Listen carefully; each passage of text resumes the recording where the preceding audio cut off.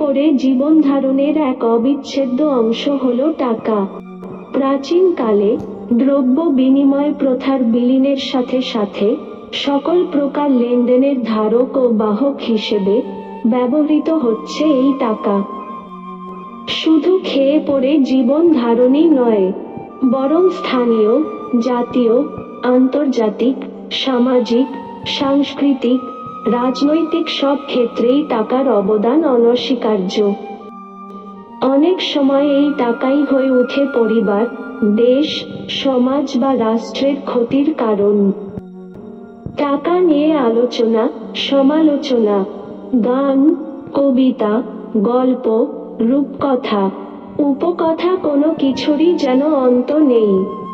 টাকা নিয়ে কিছু গুরুত্বপূর্ণ বাণী আমাদের সমাজে প্রচলিত আছে। সে সব বাণীর মধ্যে কিছু বহুল প্রচলিত বাণী আপনাদের জন্য তুলে ধরা হয়েছে। একটু ধৈর্য ধরে মন দিয়ে শুনুন। 1.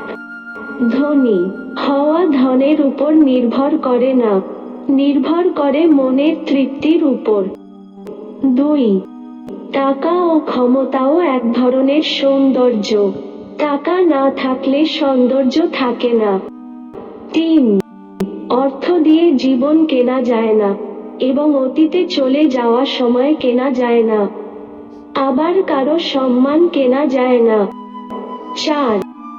যার টাকা আছে তার কাছে আইন খোলা আকাশের মতো, আর যার টাকা নেই তার কাছে আইন মাকড়সার জালের মতো।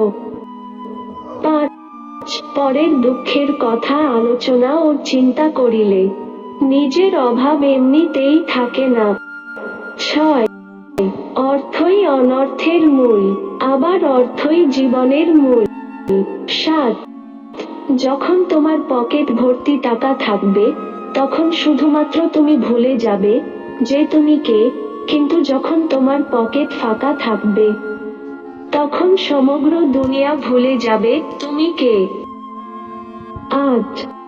আমাদেরকে প্রচুর টাকা ঢালতে হবে আমাদের স্বভাবের পেছনে, যদি তা আমরা বদলাতে চাই। 9. ধনের যদি সৎ ব্যবহার করা হয় তবে ইহা সুখের কারণ, এবং সৎ উপায়ে ধন বৃদ্ধি করিতে প্রচুর পরিশ্রম করতে হয়। 10.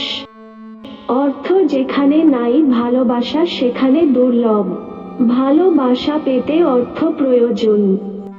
11. আমরা ভারত থেকে ডিম কিনি, যেদিন আমরা ভারতে ডিম বিক্রি করতে পারব সেই দিন আমাদের অর্থনীতির চেহারা পাল্টে যাবে। 12. আমার অবাক লাগে টাকা আর সম্মান একে অপরের সঙ্গে জড়িত, দুটি জিনিস পেতে দুজনকেই প্রয়োজন। 13. টাকা ইনকাম করা যায় যত দ্রুত, খরচ হয়ে যায় তার চেয়ে দ্রুত। 14. জীবনের মূল লক্ষ্য ধনী হওয়া, আর তা হতে হলে অর্থ উপার্জন করাটা আবশ্যক। 15. টাকা কারোর কাছে থাকার জন্যে আসে না, টাকা আসে চলে যাওয়ার জন্য। 16.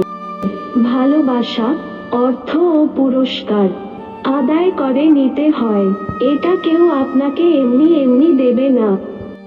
17.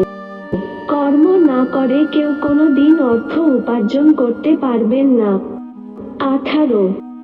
আমি ভাবতাম আমি গরিব, কিন্তু না, তারা বলল আমি গরিব নই, আমি অভাবগ্রস্ত।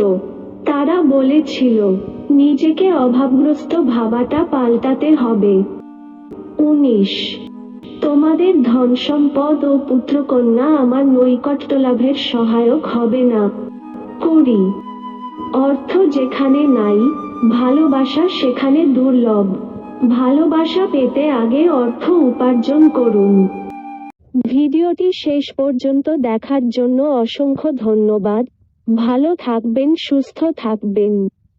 এই ধরনের নতুন নতুন ভিডিও পেতে চ্যানেলকে সাবস্ক্রাইব করুন।